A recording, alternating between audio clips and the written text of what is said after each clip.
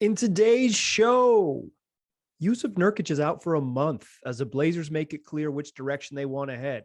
It's towards the top of the draft, not the bottom of the playoffs. Welcome to Locked On Blazers. Let's get into it.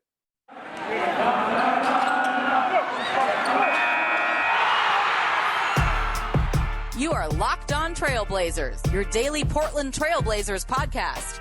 Part of the Locked On Podcast Network, your team every day. What up, world?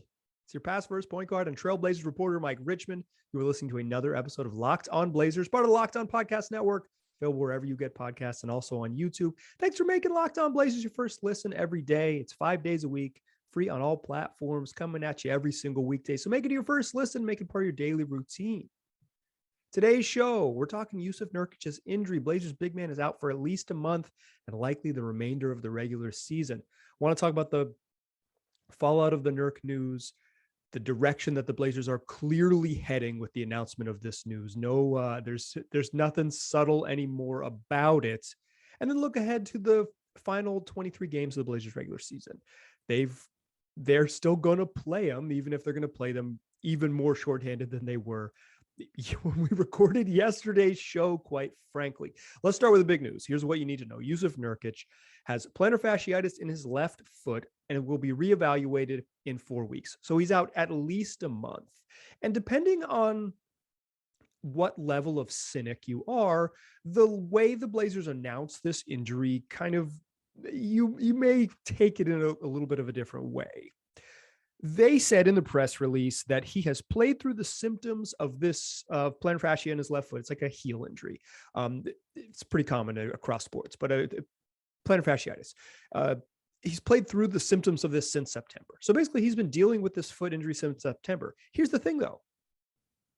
Nurk hasn't shown up in any injury reports. In fact, Jusuf Nurkic has had one of his healthiest seasons that he'd had in his career, only missing games basically just due to COVID.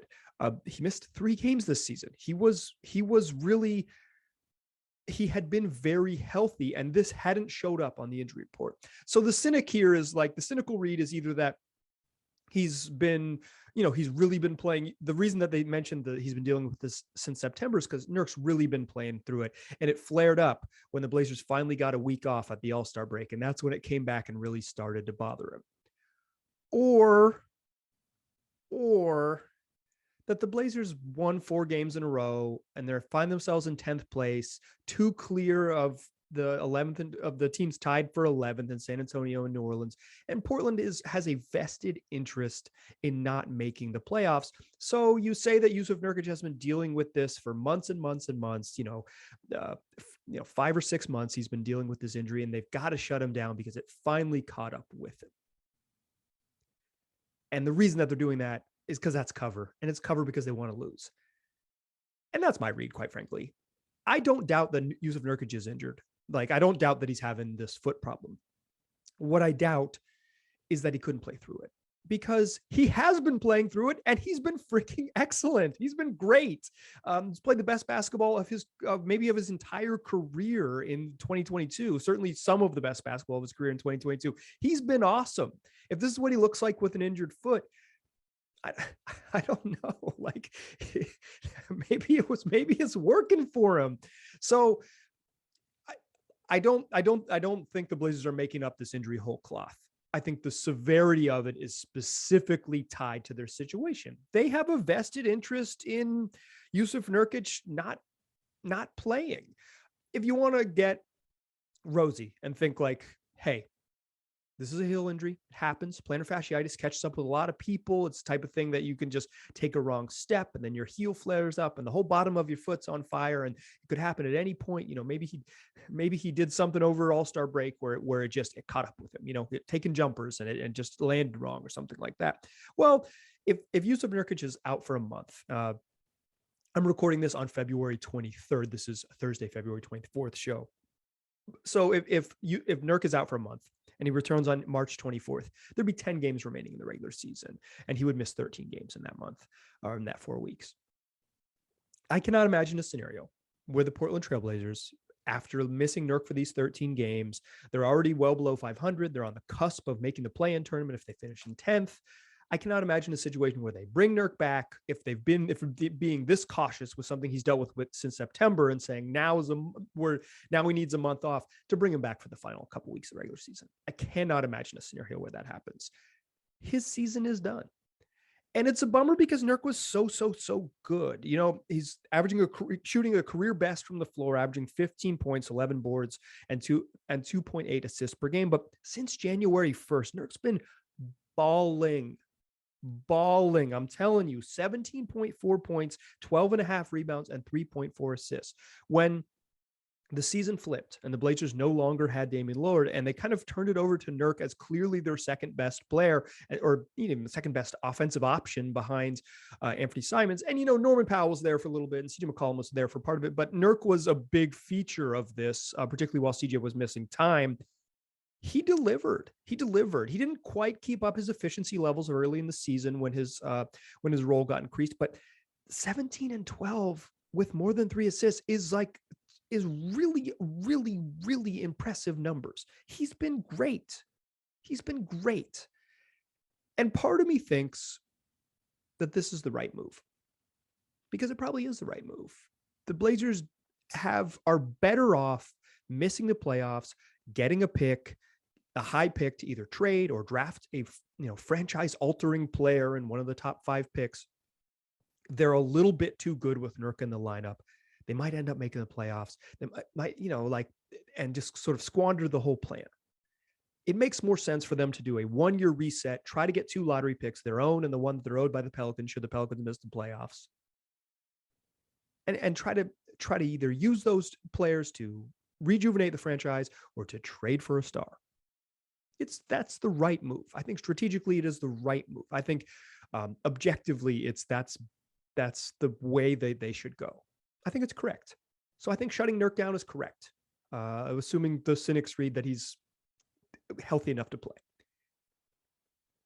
But the Blazers were fun for one whole week. This team was legitimately fun.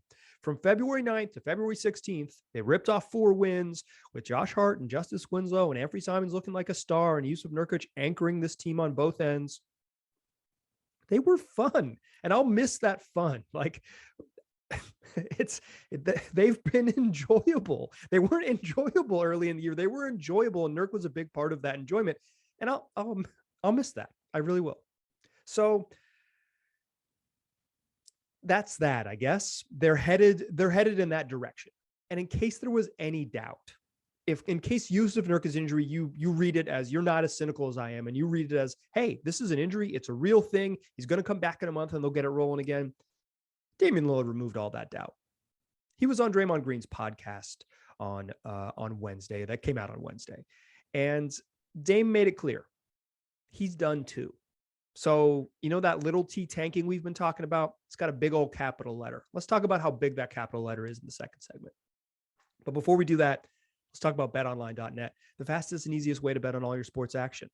That's what they're doing. They're making it easy and fun to bet on everything. So from the NBA to the NHL, to soccer all over the world, to combat sports, to tennis tournaments, whatever you're looking for, you're going to find more lines, more props, more action on it. So don't wait. Go to betonline.net right now and get in on the fun. In fact, you want to bet on Drew Eubanks over on his rebounds? That line is right there waiting for you. And with Jusuf Nurkic out, Drew Eubanks might be grabbing a whole bunch of rebounds. I would look for Josh Hart's rebounds too. Both lines available right now on betonline.net. That's BetOnline, where the game starts.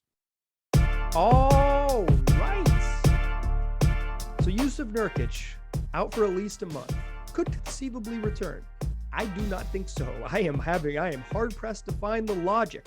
And it's the same thing I said when Damian Lillard had his core surgery, and it was, reported that, hey, he might be able to come back in 5 weeks. 6 to 8 weeks. And as soon as 5, and he's feeling really good. And he said right when he came back, I haven't ruled out a return, but I'm in no rush and I'm feeling good.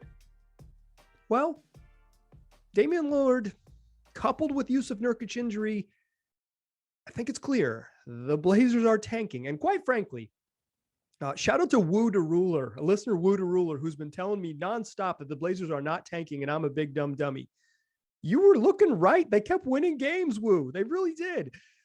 I don't think you can claim it anymore. I do not think you can claim it anymore. It is here. This. Ever since Dame had surgery, it was clear this is the direction they're headed, but now it is just abundantly clear. With Jusuf Nurkic missing this time and kind of missing this time out of nowhere, right before the All-Star break, like the timing of it is a sin extreme.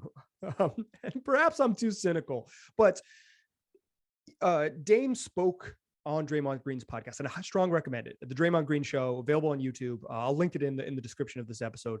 Really, really fascinating. We'll probably talk about it more later this week on Friday's show after we talk about the Blazers game against the Warriors, because Dame, there's a lot to unpack in an hour-long conversation. Draymond does a really good job. He's going to be a media professional for as long as he wants to be. But Dame talked about, Draymond asked him point blank, are we going to see you again? And I'm going to read you Dame's response verbatim. I'm getting back to my journalism days, transcribing a Damian Lillard quote. Dame says, and I quote here, when I first had the surgery, I was more optimistic, like we won't see. But I think where we are right now and what we need to happen for us to take full advantage of the opportunity we've created with all the moves we've made, I don't think that's the play to make. I ain't 100% sure, but I'm not sure how much sense it would make. He's not coming back. He's not playing basketball again. And if Dame's not coming back, you better believe Nurk's not coming back. So this removes all doubt. If Woo the Ruler, who I'll just give one more shout out to Woo, you are not alone. Several listeners have said, well, maybe the Blazers are going to make the playoffs. And they were too good. That's why they shut Nurk down. They were too good. Jusuf Nurkic was too effective. They had to hold him out of games. But this is it. Like, they're going in this direction. And quite frankly, I don't think we're going to see Anthony Simons get shut down. He's 22. Hard pressed to see other guys just because the roster is relatively thin. But should there be an ankle injury or a jammed finger or something like that, they're going to be very cautious with injuries. Absolutely. Nurk's is an easier one because he's headed free agency and he's part of the plan. Like, Nurk's coming back. They're going to re-sign him. Barring something very unforeseen, Jusuf Nurkic will be back on the roster with a multi-year contract next season. And this is all part of that process. You got to lose to get there. I've said it a bunch of times that players and coaches don't tank. Coaches tank a little bit, but players don't tank. Organizations tank. And I think this is another example of the way you lose games intentionally is you limit the amount of talent on the floor. And taking Jusuf Nurkic, a darn good center, someone who's arguably a top 10 center in the league. And we're in the golden era of centers. There's a bunch of great bigs in the league these days. And Nurk has been playing like a top 10 at his position over the last month and a half. He's been great for 6 weeks. Got to take him out of the equation. And that leaves with a really big opportunity for Trendon Watford, the newly inked NBA deal, and Drew Eubanks, who the Blazers signed to a 10-day deal yesterday. I thought they were going to wait to sign him today, but they signed him yesterday so he could get in some practices, probably with the eye that Jusuf Nurkic wasn't going to play. So Drew Eubanks is eligible to sign a one 10-day contract followed by a second 10-day contract. He can sign 2 total. They don't have to be concurrent, but you would assume they most likely would be. And then the Blazers would have to sign him for the rest of the regular season. However, they can't without waiving someone because they have a full roster with 15 players and 2 two-way players. And Eubanks, because of his experience in the league, is no longer eligible for a 2-way contract. So they would have to use a real NBA contract on him. Without Nurk in the lineup, the Blazers are going to have Anthony Simons, Josh Hart, Justice Winslow, CJ Ellaby. I'm going to guess Drew Eubanks starts because he's relatively bigger, but I think Trendon Watford's going to play a ton of minutes, and I wouldn't be surprised if he starts just because of his familiarity with the system, and he might straight up be better than Drew Eubanks. And then off the bench, it's one of those bigs, whoever doesn't start, Eubanks or Watford, Greg Brown III, Ben McLemore, Elijah Hughes, and Keon Johnson, y'all. Keon Johnson returned to practice or practice for the first time in a long time, first time with the Trailblazers on Wednesday, according to Chauncey Billups. He told that to reporters. I was not at practice. I watched this on YouTube. So shout out to the reporters who were there, who got us that information. Access is important. But Keon Johnson practiced for the first time, and Chauncey Billups said that he is hopeful after a live practice, and that Keon Johnson will make his debut Thursday against the Warriors. That's great news because the Blazers need fun. They need real fun. Eric Bledsoe did not practice. The Blazers are continuing to hold him out with an Achilles injury. Again, Eric Bledsoe did not show up on the Clippers injury report for 54 games. He played every single game for the Clippers. His availability was his best skill, and he is not playing for the Blazers because he is too injured. They have removed all doubt. They are moving on with the tanking program. I think one thing to watch, and this is just pure speculation, but one thing to watch: if a player is on an NBA roster after March 1st and if they're waived, they will not be eligible for the playoffs. And I said that poorly, but let me say this: a player has to be waived prior to March 1st in order to clear waivers and join another team for the playoffs. There's no one on the Blazers team that fits that except for Ben McLemore. And if the Blazers need a spot, Ben McLemore is the guy who's going to get waived. He's a veteran. He can really shoot it. I don't think they would waive him unless he already had an agreement. I know that's tampering, but that's how it would work. Like if he already had agreement to sign somewhere else with a good team, then that would happen. But I think because the Blazers need some probably frontline depth, I wouldn't be surprised if over the weekend Ben McLemore gets waived so they can sign Drew Eubanks or another just big person. Because if Nurk's not going to play the rest of the year, they just desperately need size. They're just going to really, really need size. And with Keon Johnson returning to the lineup, you have another guard. It could happen for Ben McLemore for sure. So I'm excited to watch Keon. If you're not familiar with him, he's a 6'5" rookie guard who was drafted the 21st overall pick in last summer's draft by the Clippers and came over in the Norman Powell, Robert Covington trade with the Clippers. Check your feed if you want to learn more about him. I had Law Murray on the show last week, last Friday's show, and Law, who covers the Clippers for The Athletic, shared gave a good scouting report, maybe 8 or 10 minutes on Keon. So check that one out to learn a little bit more. But that's kind of the excitement here. Like I'm excited to continue to watch Ant and Josh Hart and Justice Winslow, but like it's the Keon and Trendon and Greg Brown era for the Blazers because they're going to go young and this is the direction they're heading. So what lies ahead for this group? Let's talk about that to close the show.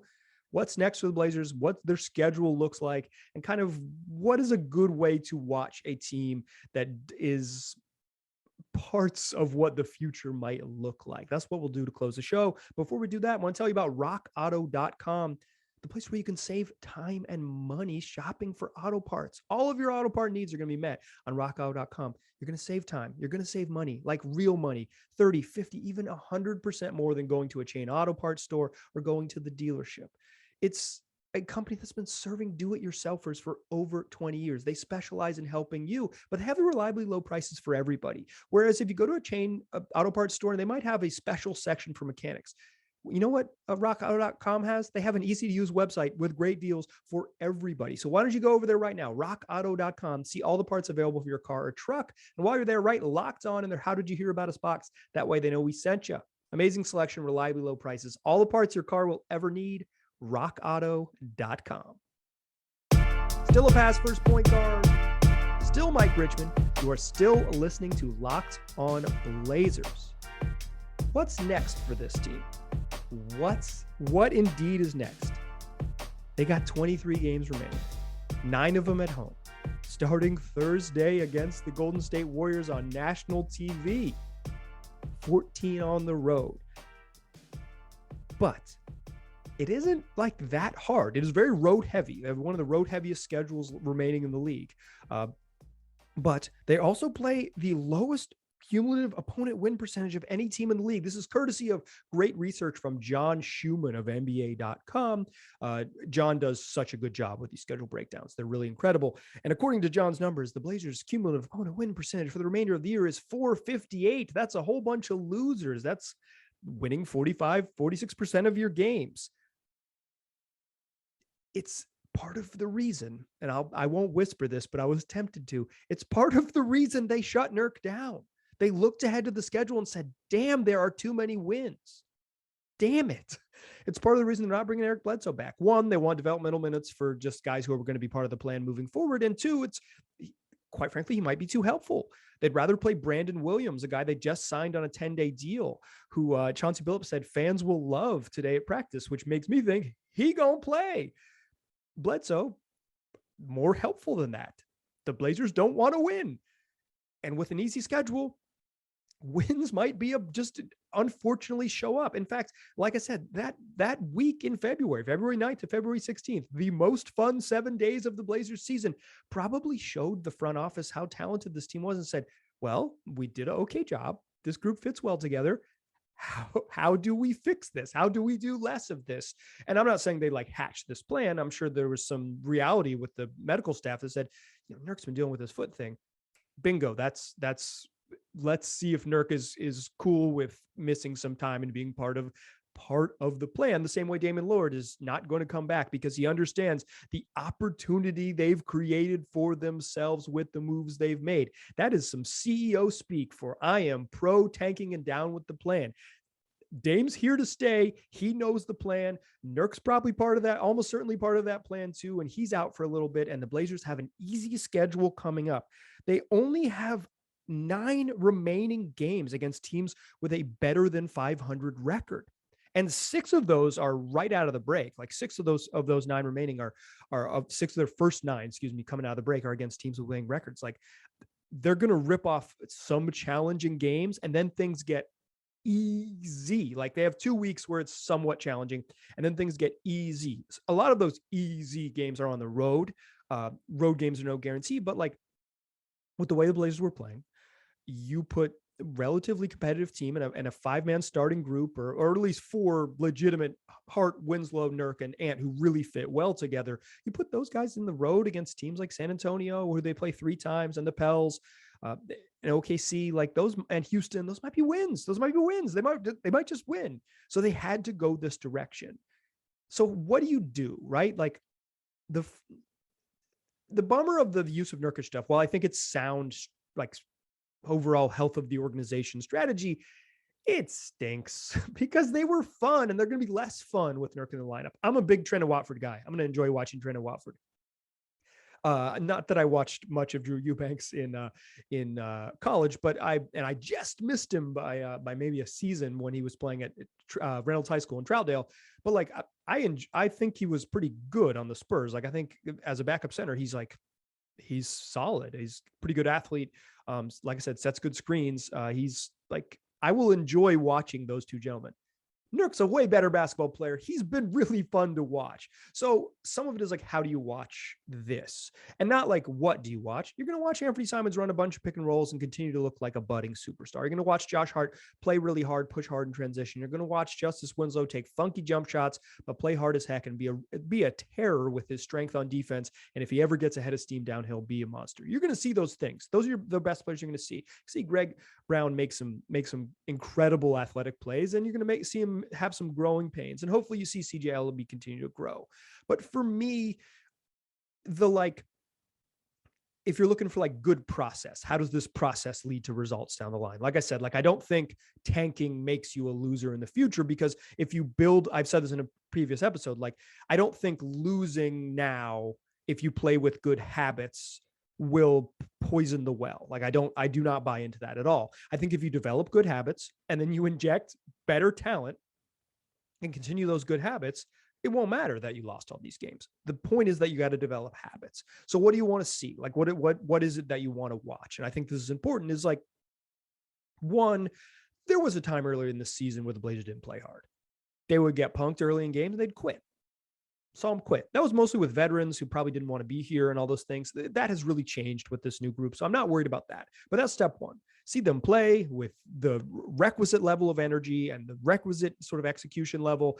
And if they do get down in games, that they continue to play hard, even if they're getting punked. Because there were some times in December where if it started to go, the Blazers would bail the hell out. Hasn't really happened in 2022, so I'm not worried about it, but that's step one. Check that box, step one. Step two is that what they're doing doesn't totally devolve into Ant dribble. Even if they can't get into good stuff, because talent, in some ways, talent plays out in execution, right? Like, I didn't catch it clean, or I'm not a great dribbler with my offhand. And so we can't run the plays we need to run, or I can't see all the passes that other guys need to make. So it's sort of the fluidity of offense doesn't work as well when you sub out the skill level and the strength of Jusuf Nurkic for a whole bunch of Drew Eubanks minutes. Or if you're playing a whole bunch of CJ Elleby and a whole bunch of Greg Brown minutes, and not as much from the other vets. Like, some of it is that the offense doesn't totally devolve. You want to play them the good habits. The ball still moves. And if you do need to go one-on-one to win a game, it's late in the game. It's the final 5 minutes. You say, Ant, go ahead and win it, which the Blazers have done. They've turned it over late to him, let him kind of get into his stuff and look a lot like Damian Lillard, quite frankly, sidestepping people right into hell. Sorry, Tyus Jones. You may never recover. So play the right way, like play hard and then play the right way. Like, even if you can't execute your stuff, don't have the offense totally break down because of lack of talent. Try to get into things and run things the right way. And on defense, the Blazers are going to switch up what they do on defense a bunch. They're going to play, they're going to switch a little bit, like literally switch. I know I said switch up and switch. They're going to literally switch. They're going to play where they, show high, blitz screens, and then get back. And they're going to play a ton of zone. That has been their bread and butter, is that they have, 3.5 different looks, because sometimes the switching and the blitzing are personnel dependent, but like 3.5 different looks. See them execute those things, even if they're not good at it. And even if like the zone gets picked apart because of skill set, like see them play their principles in the zone and not just give up wide open threes. If you get beats, or you just can't rotate over in time, or there's just sort of mental mistakes, missing guys, that's okay. But like, keep in principle on defense, keep running the right way on offense, and play hard.